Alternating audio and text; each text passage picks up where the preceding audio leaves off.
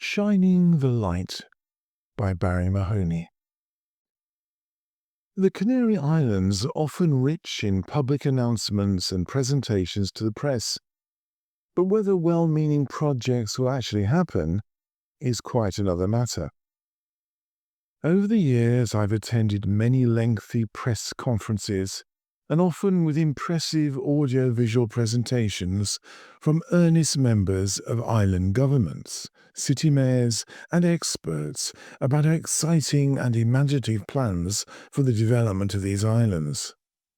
Sadly, there are now numerous abandoned projects that litter my intended projects folder, which include an island railway, a futuristic spaceport, and a Chinese village, to name just 3 on my quite long list. Sadly, these are merely dreams that have disappeared into the ether, which I doubt will never actually come to fruition. The impact of the recession and a changing political landscape are usually the main excuses deployed when the authorities are questioned about their failure to deliver. Still, they always provide an interesting story and a photo opportunity, so I mustn't complain. Does it matter?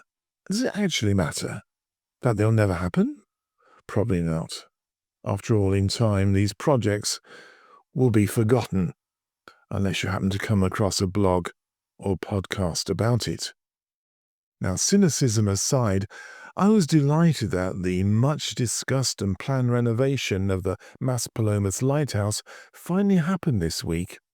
Known to the locals as Alfaro de Maspalomas, this building finally opened to the public after a 10-year delay, which this time was blamed upon the activity of termites. Well, that's a new one.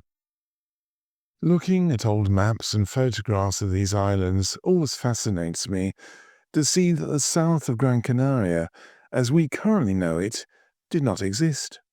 There were only small clusters of fishermen's dwellings on the coast. It was the lighthouse that stood proudly over barren land as the most significant building in the south of the island. Later, thanks mostly to European Union funding, the current network of roads and tunnels were built that allowed remote parts of the island to be connected, followed by the rapid development of the sun-drenched tourist resorts that we see today. This lighthouse appears in nearly all brochures and publicity material relating to holidays in Gran Canaria. It's one of the oldest lighthouses in the Canary Islands, as well as the tallest masonry lighthouse. This lighthouse is still in operation and now regarded as a site of cultural interest. It was originally built by the Las Palmas Port Authority and designed by the famous local engineer Juan León de Castillo. Building started in 1861 and took 28 years to complete, since all the building materials had to be brought by ship.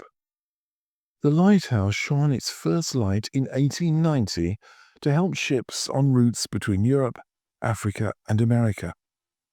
The tower is 58 meters high and was first illuminated in 1890 to guide ships crossing the Atlantic, with its light that could be seen for 19 nautical miles. The building now houses an impressive exhibition of 500 years of island history, showcasing island products, culture, as well as the island's rich and varied landscapes. The lighthouse now includes a tourist office, handicraft shop, and an ethnographic centre that tells the island's story from the 15th to the 20th century, the Aboriginal era, as well as writings from travellers who passed through the Canary Islands. The duties of the lighthouse have now shifted away from guiding ships crossing the Atlantic to boasting a new shining light that enhances lighting of the walkway in the evenings along the Metalera seafront. It's a route taken by thousands of people each day who wish to enjoy magnificent ocean views, shopping, restaurants, as well as magnificent sunsets. The light of this impressive building continues to shine brightly, as well as now sharing its story.